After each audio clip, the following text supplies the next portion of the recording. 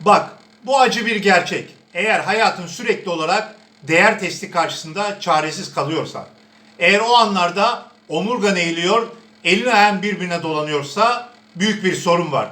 Çünkü o 4 hatayı yaptığın sürece sen değil, karşındaki kişi senin çerçeveni belirliyor demektir. Ve şimdi bu bitecek. Peki hangi hatalar bunlar? 1. O testin aslında senin duygusal kontrol mekanizmanı kırmaya yönelik olduğunu görmemek. 2. Dışarıdan gelen onayın peşinde koşmak. 3. Beden dilinle bile bir kurban zihniyeti sergilemek ve dördüncüsü bu videonun zirve noktası. İşte sana ilk somut fayda. Aslında çoğu insan bu ilişkiyi bitiren erkek hataları yüzünden kaybediyor. O hatalar ne biliyor musun? Onlar senin konfor alanı bağımlılığından başka bir şey değil. Sen konforu seçtiğin an değerini kaybediyorsun. Hatırla, büyük stoacı Marcus Aurelius ne demişti?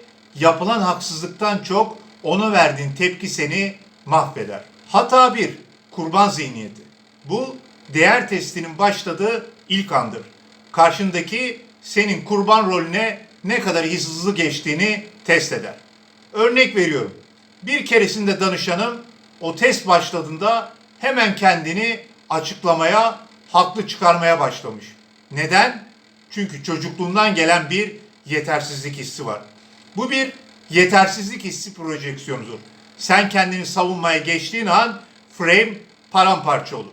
Ne zaman ki o testi bir savaşçı gibi kabul edip cevap bile vermezsin, işte o an test biter.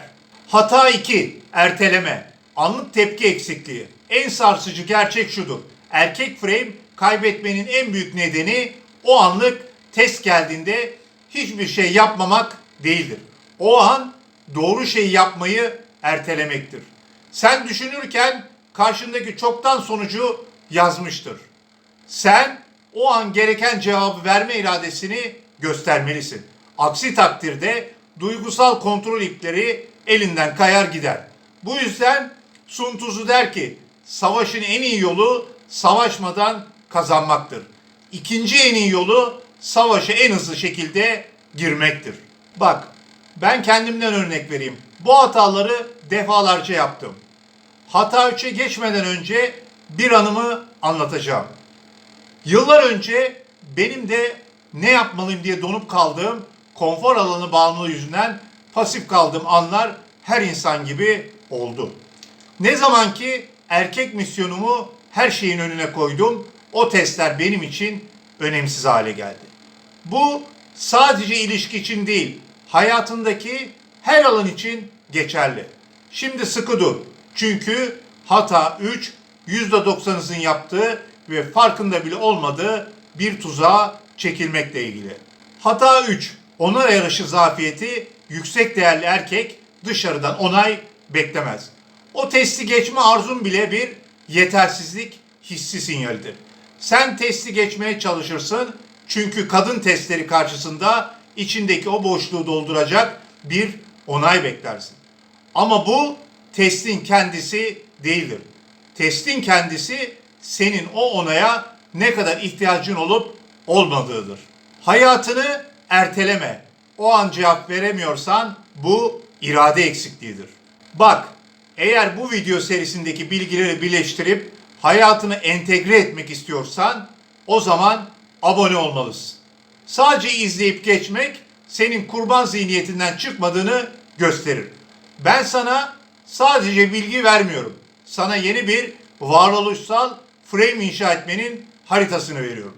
Diğer kritik hataları kaçırmamak için hemen bu kanalın diğer videolarını içeren playlist'e git ve kendine o sorumluluğu al. Ve son hata. Hata 4.